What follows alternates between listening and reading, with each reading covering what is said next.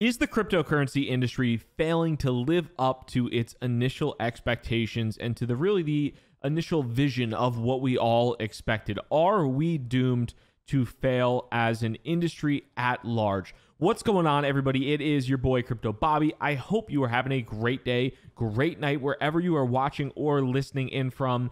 And today I want to take a step back and look at where we are as an industry. There were a couple different things that inspired this conversation. Number one was a breakfast that I attended this morning with about 8 or so people that are working full-time in the blockchain industry in one form or another, as well as a tweetstorm that Meltem Demirors put out that I really enjoyed. I thought it was good, and I thought it sparked a good conversation as well. So I want to take a look at just the thought process around, are we really failing to meet the initial expectations? Are we not living up to the vision that so many people had in regards to disintermediation, to decentralization, and to a variety of other things there as well? So we're going to get into all of that and more today. Just a quick aside, if you happen to be looking for a job opportunity in the blockchain or cryptocurrency industry, I run a company, Proof of Talent. We're a technical recruiting firm that works exclusively with companies in the blockchain and crypto ecosystem.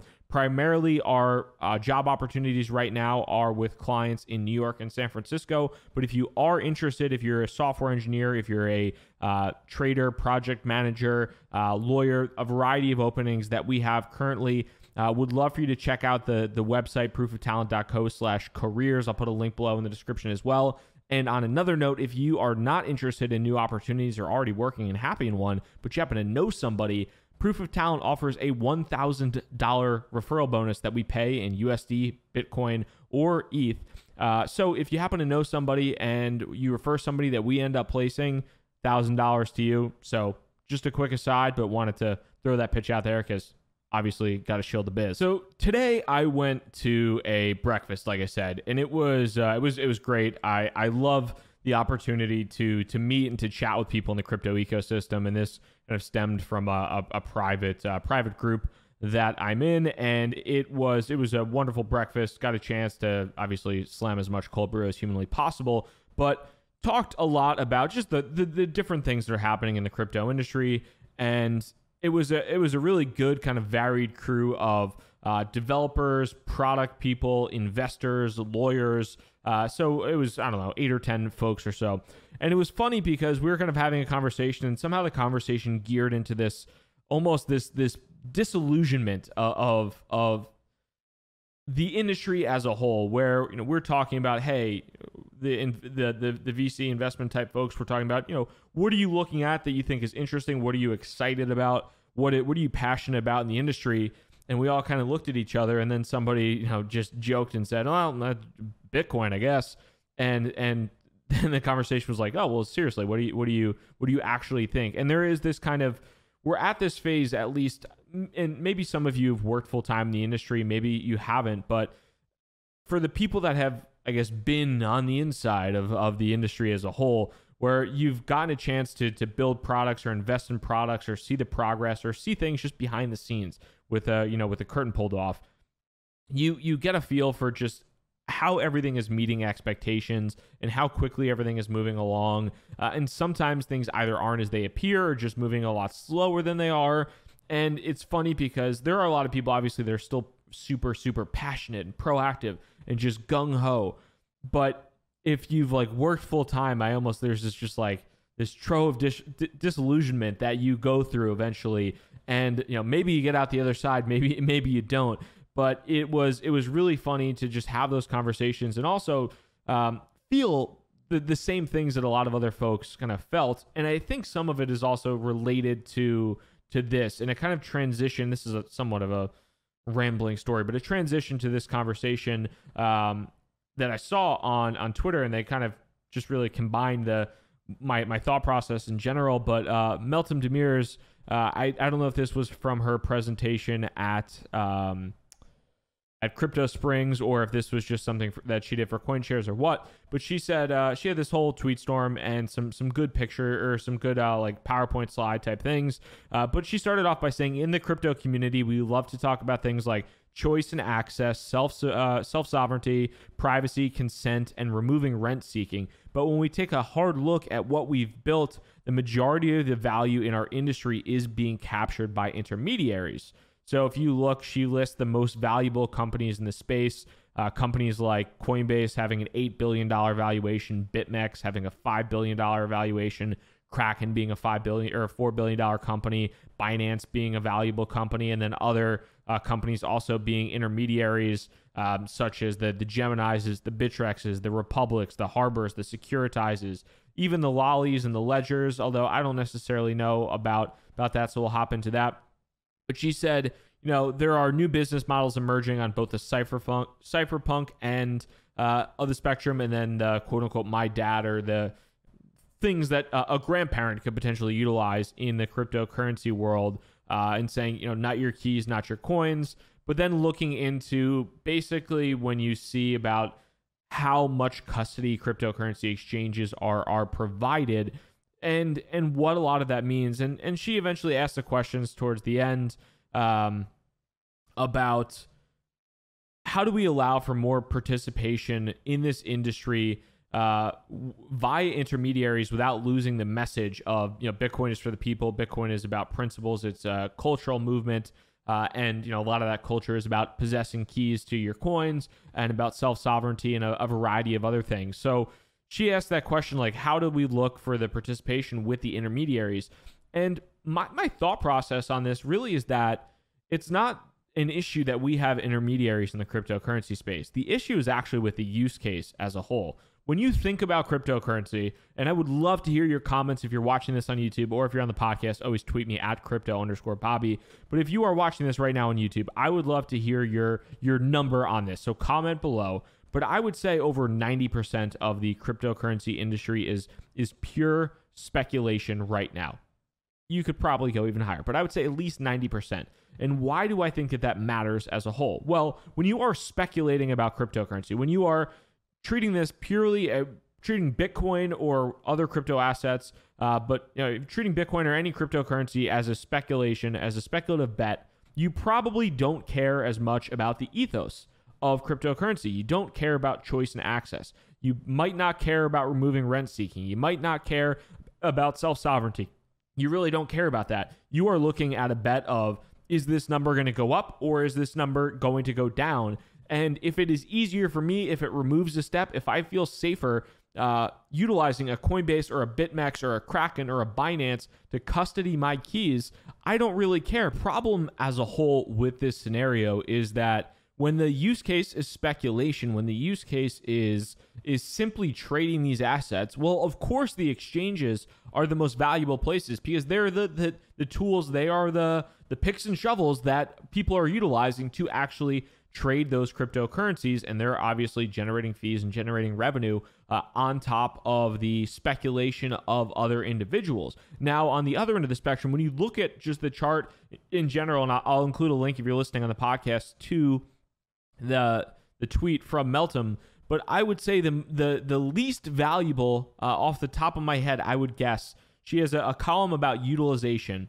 And there are a couple different columns there in general, but the most valuable being the speculation with Coinbase, BitMEX, Kraken. But then there's also the circles, the Geminis, the shapeshifts, the blockchains, etc. But I would say the least valuable of these startups is likely going to be the ones where you're actually using cryptocurrency to spend it or to transact with it. Looking at something like a Casa or a Lolly or a Blockdaemon or a Ledger or a Fold, those startups in particular are mostly built under the premise, like especially something like a Casa or a Ledger, or maybe a Fold or a Blockdaemon, but especially something like a Casa or a Ledger. I mean, those startups are really built to provide individuals the tools that they need to have their own self-sovereignty and to have their own choice and access and to run their own nodes or to maintain their own keys, etc. And those are probably the least valuable in comparison to these centralized exchanges. But and why is that? Why is that the case? Well, when everybody is speculating, when the entire industry is mostly speculation and not the original use case, all the value accrues to everybody that is enabling the speculation. So on a surface level, yeah, it does look like right now when you evaluate certain aspects of things, if you think about the crypto industry or the Bitcoin industry at large, a variety of other of these components, when you look at that, it does look like, yes, we are quote unquote failing on the original vision of everything. However, these things take time. They absolutely take time. And we're talking about probably a multi-decade paradigm shift when it does come down to actually seeing real utilization of these crypto assets. And of course, right now, it mostly is speculative. I think anybody with a brain would not argue that it mostly is speculative. But these things will come through and they will take time. And it's important to be patient. So I don't think we are failing. I don't think we are doomed. But I do think that people are very impatient, especially because Bitcoin and then the other crypto assets as well, but because it all trades on a 24/7, 365 basis. So when you are looking for something to be adopted, you see an announcement, you see something like Bakkt, and you're like, okay, Bakkt is launching, all the institutions are going to come in on day one, and then everybody may or may not sell Bitcoin because Bakkt isn't getting any pickup. Things take time, and people are incredibly impatient when you have something that trades on a 24/7, 365 basis. On the subject of intermediaries, there was an interesting article in the past day or so from CoinDesk and LeakQ in there talking about the title being Litecoin Sucks, but it could help build a Bitcoin economy.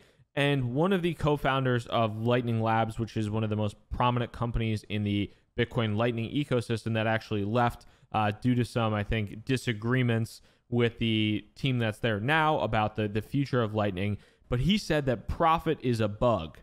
And when you look at the industry as a whole, I do think it's relatively funny, but also a challenge that a lot of people don't want to necessarily acknowledge, because there is this kind of distaste, I would say, for companies that are trying to generate profit. And whether you want to call them intermediaries, whether you want to call them rent seekers, and I think everybody that makes a profit in crypto is now somehow called a rent seeker, which I don't think is correct at all, and I don't think accurately fits the description of a rent seeker. But you have this kind of thought around profit being a bad thing, and I struggle to see the sustainability of some of these ecosystems if there are not people within the ecosystems that can generate profit to continue on in the development. And it is somewhat contradictory towards the open source, decentralized nature, which is why I still think the whole kind of industry fascinates me so much from an open source development perspective, where I've talked about Litecoin and Grin and Bitcoin and all these other crypto assets and blockchains that have developments ongoing with them and may or may not be struggling to either pay developers or to fund their continued development. And you have so many of these companies in the crypto industry that either raise money in a token sale or raise money through VC and just have no idea how to turn profit. And it just is really difficult in the long run, I think, if you don't have some level of monetization idea up front and just say, hey, in the future, we're going to offer premium services. It makes things, I feel like, fairly difficult. So this is one of the things that, not just on the Bitcoin Lightning network that fascinates me. I think it goes way beyond that. It's an industry-wide thing that somebody might say profit is a bug, but then at the same point in time, how are you going to pay a salary? How are you going to pay your rent? How are you going to do anything unless you are literally just counting on venture capital funding on a continuous basis to fund a potential unprofitable company, which, apparently Silicon Valley has no problem with the WeWorks of the world and all those types of things. But still some fascinating things that are occurring on a consistent basis with the industry at large, and something that I am personally keeping an eye on when it does come down to these intermediaries and whatnot. So we'll love to hear your comments too. Like, when you look at the blockchain and cryptocurrency industry, do you feel like now we're failing and we're just not coming through with the initial mission? Are we doomed in the long run? Or is this something that people are just not having the patience with and just need to take a chill pill and relax and wait for things to develop in a potentially positive manner. Would love to hear your thoughts in the YouTube comments as well. If you're on the podcast, always hit me up on Twitter at crypto_Bobby. And if you enjoyed this video, make sure to hit that thumbs up button. If you're on the podcast, leave a rating and review. Crypto Bobby signing out. Hope you have a good one. Peace.